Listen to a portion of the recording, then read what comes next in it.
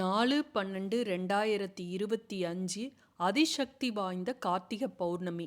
இந்த 2 வேர் கிடைச்சா தயவு செஞ்சு விட்டுடாதீங்க. நீங்களே நினைச்சாலும் பணம் வருவதை தடுக்கவே முடியாது. அவ்வளவு சக்தி வாய்ந்த பரிகாரம் இது. இன்றைய தினமே இந்த வேரை எடுத்துக்குங்க. எப்போ உங்களுக்கு இந்த பதிவு கண்ணில் படுதோ அப்பயே இந்த வேரை எடுத்து வச்சுக்குங்க. சரி, இன்றைய தினம் பௌர்ணமி திதி எப்போ ஆரம்பிக்குது, எந்த நேரத்தில் இந்த பரிகாரத்தை செய்யணும் அப்படிங்கிறதெல்லாம் தெரிஞ்சுக்கலாம்.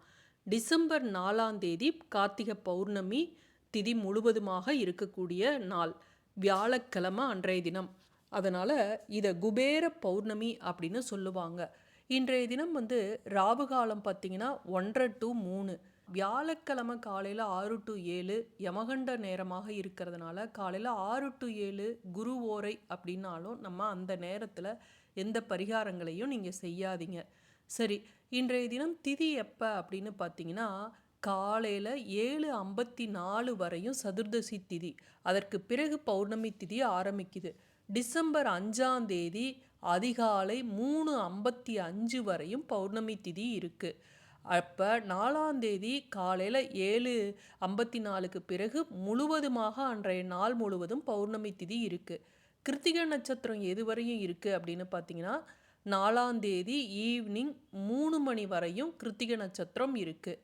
அதற்கு பிறகு ரோகிணி நட்சத்திரம். இந்த ரோகிணி நட்சத்திரமும் பௌர்ணமியும் இணையக்கூடிய நேரத்தில் மிக சக்தி வாய்ந்த நாளாக பஞ்சராத்திர தீபம் அப்படின்னு நம்ம ஏற்றுவோம். அதனால் இந்த நாள் கிருத்திகை நட்சத்திரம் மாலை வரையும் இருந்தாலும் ரோகிணி நட்சத்திரம் இருக்கக்கூடிய நாள், இந்த பௌர்ணமியோடு சேர்ந்து வரக்கூடிய நாளும் சிறப்பு வாய்ந்த நாள். மாதமுமே பௌர்ணமி வந்தாலும் சில மாதங்களில் வரக்கூடிய பௌர்ணமிக்கு அதீத சக்தி வாய்ந்த பௌர்ணமியாக இருக்கும். இப்போ சித்ரா பௌர்ணமி சித்திரை மாதத்தில் வரக்கூடியது, தை மாதத்தில் வரக்கூடியது பார்த்திங்கன்னா தை பூசம், அந்த பூச நட்சத்திரத்தோட பௌர்ணமியோடு சேர்ந்து வரக்கூடிய நாள். இது மாதிரி சில மாதங்களில் வரக்கூடிய பௌர்ணமி அதீத சக்தி வாய்ந்தது. எல்லா பௌர்ணமியை விட இந்த கார்த்திகை மாதத்தில் வரக்கூடிய பௌர்ணமி, இந்த பௌர்ணமியில் தான் சிவபெருமான் திருமாலுக்கும் பிரம்மனுக்கும் ஜோதி வடிவமாக காட்சி தந்தார். அதனால் இந்த நாளை தவற விட்டுடாதீங்க. இந்த பரிகாரத்தை நம்ம எப்போ செய்யலாம் அப்படின்னு பார்த்தீங்கன்னா பௌர்ணமி இருக்கக்கூடிய நேரத்தில் இரவு 8 to 9 வரக்கூடிய நேரத்தில் இந்த பரிகாரத்தை செய்யுங்க. இப்போ எப்படி செய்கிறது அப்படிங்கிறத நம்ம பார்க்கலாம். இதற்கு குப்பமேனி வேர் தான் முக்கியமான வேர். இந்த குப்பமேனிங்கிறது எல்லா இடங்கள்லையும் கிடைக்கும். கிடைக்காத இடமே இருக்காது.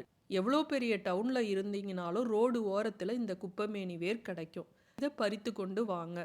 இதை என்ன பண்ணணும், நல்ல தண்ணியில் நல்லா கழுவிடுங்க. அதில் இருக்கக்கூடிய மண்ணெல்லாம் போன பிறகு அதை ஒரு கல்லை வச்சு நல்லா குத்தி அப்படியே அந்த வேரை மட்டும் எடுத்துக்குங்க. நீங்கள் இந்த செடியை பறிக்கும்போது மூலிகை சாபம் நசி நசி அப்படின்னு சொல்லிட்டு தான் பறிக்கணும். இதை பல பதிவுகளில் நீங்கள் கேட்டிருப்பீங்க. ஈவினிங் 5 மணிக்கு மேலே நீங்கள் இந்த செடியை பறிக்கக்கூடாது. மொதல் நாளே நீங்கள் என்னைக்கு பரிகாரம் செஞ்சாலும் மொதல் நாளே பறிச்சுட்டு வச்சுருங்க. நான் ஏற்கனவே சொன்ன மாதிரி இந்த செடியை பறிக்கும்போது மூலிகை சாபம் நசி நசின்னு சொல்லிட்டு செடிக்கிட்ட மன்னிப்பு கேட்டுவிட்டு என்னுடைய தேவைக்காக உன்னைய பறிச்சிக்கிறேன் நன்றி அப்படின்னு மனதார மன்னிப்பு கேட்டுவிட்டு அதற்கு பிறகு பறிச்சுட்டு வீட்டில் கழுவுனீங்க இல்லையா, அந்த வேரை தனியாக எடுத்துருவீங்க இல்லையா, அதற்கு பிறகு கல்லுப்பு மஞ்சள் இதை போட்டு அந்த தண்ணியில் இந்த வேர் பகுதியை மட்டும் போட்டு நல்லா அலசி எடுத்துட்டு அந்த வேரில் மஞ்சள் குங்குமம் கொஞ்சம் வைங்க. பிறகு ஒரு பித்தளை தட்டோ செம்பு தட்டோ எது இருக்கோ அதை எடுத்துக்குங்க. அதில் மஞ்சள் குங்குமம் வச்சுக்குங்க. அந்த தட்டில் அதில் நம்ம இந்த வேரை வச்சுக்கலாம். இப்போ இதோடு நம்ம சேர்க்க வேண்டிய ஒரு பொருள் மிளகு. இந்த மிளகு அப்படிங்கிறது தாந்திரீக பரிகாரங்களுக்கு உகந்தது. இந்த மிளகை வச்சு தான் நம்ம கந்தசஷ்டி நாளில் 6 நாட்களும் அந்த வெறும் மிளகை மட்டும் சாப்பிட்டுட்டு முருகனுக்காக நம்ம விரதம் இருப்போம். அது மட்டும் இல்லை, அம்மன் கோவிலில் இந்த மிளகும் உப்பும் கலந்து நம்ம பரிகாரமாக கோவிலில் அந்த பலிபீடத்தில் நம்ம போடுவோம். இது மாதிரி இந்த மிளகு அப்படிங்கிறது பணவசியத்துக்காக தாந்திரீக செயலுக்காக பயன்படுத்தக்கூடிய ஒரு பொருள். இந்த 6 மிளகையும் உங்கள் உள்ளங்கையில் வச்சு உங்களுடைய வேண்டுதல் என்னவோ அதை சொல்லி வேண்டிக்கிட்டு உங்களுக்கு திருமணம் ஆகணும் அப்படின்னா எனக்கு சீக்கிரம் திருமணம் ஆக வேண்டும். யார்கிட்டயாவது கொடுத்த காசு உங்களுக்கு திரும்ப வரணும் அப்படின்னா எனக்கு சீக்கிரம் அவரோட பேரை சொல்லி அவரிடம் இருந்து பணம் திரும்ப வர வேண்டும் அப்படின்னு சொல்லி வேண்டிக்கிட்டு முருகனோட மூல மந்திரம் ஓம் சௌம் சரவண பவ ஸ்ரீம் க்ரீம் க்ளீம் க்ளௌம் சௌம் நமக அப்படிங்கிற மந்திரத்தை உச்சரிங்க. இந்த மந்திரம் எனக்கு சொல்ல தெரியல அப்படின்னா ஓம் சரவண பவ அப்படின்னு சொன்னாலே போதும். ஆனால் முருகனோட மூல மந்திரத்துக்கு சக்தி அதிகம். அந்த மிளகை அந்த வேரோட சேர்த்து வைங்க. அதற்கு பிறகு இதில் வைக்கக்கூடிய ஒரு பொருள் என்ன அப்படின்னு பார்த்தீங்கன்னா பச்சரிசி. இந்த பச்சரிசி அப்படிங்கிறது மகாலட்சுமி வாசம் செய்யக்கூடிய பொருள். இன்றைய நாள் பௌர்ணமி. பௌர்ணமி அப்படின்னா சந்திர பகவானுக்குரிய நாள். சந்திரனுக்குரிய தானியம் என்ன அப்படின்னு பார்த்தீங்கன்னா பச்சரிசி. அந்தந்த நாளுக்குரிய அந்தந்த கிரகங்களுக்குரிய தானியங்களை நம்ம அந்தந்த நாளில் பயன்படுத்தும் போது அதனுடைய சக்தியானது நமக்கு கிடைக்கும். இப்போ இது கூட நம்ம சேர்க்க வேண்டிய ஒரு பொருள் கல்லுப்பு. நான் ஏற்கனவே சொன்னேன், கல்லுப்பும் மிளகும் சேரும்போது அதற்கு அளப்பரிய சக்தி இருக்குது. அதனால தான் அம்மன் கோவிலில் அதை நம்ம வைக்கிறோம். இப்போ இந்த கல்லுப்பு அப்படிங்கிறது மகாலட்சுமி வாசம் செய்யக்கூடிய ஒரு பொருள். இது திருஷ்டியை போக்கும், நல்ல பாசிட்டிவ் எனர்ஜியை நமக்கு ஈர்த்து கொடுக்கும். இப்போ இதோடு நம்ம சேர்க்க வேண்டிய ஒரு பொருள் வெட்டிவேர். இந்த வெட்டிவேர் ஈரப்பதம் இருக்கக்கூடிய இடங்கள்ல தான் கிடைக்கும். இது எல்லாருக்கும் கிடைக்காது. இது நாட்டு மருந்து கடையில் போனீங்கன்னா ரொம்ப ரொம்ப கம்மி விலை. அதை கொஞ்சோண்டு வாங்கி வீட்டில் எப்பவும் பூஜை அறையில் வச்சுக்குங்க. ஏன்னா எல்லா தெய்வங்களுக்கும் இந்த வெட்டிவேர் மாலை சாத்துவாங்க. ரொம்ப விசேஷம். மகாலட்சுமி வாசம் செய்யக்கூடிய ஒரு பொருள்.